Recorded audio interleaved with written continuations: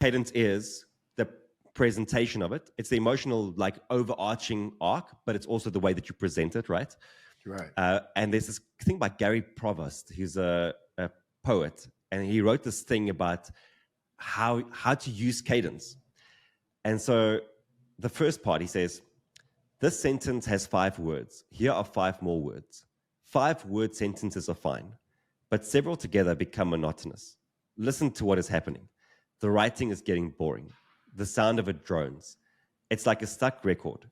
The ear demands some variety. Wow. And then he does this variety thing. So now listen.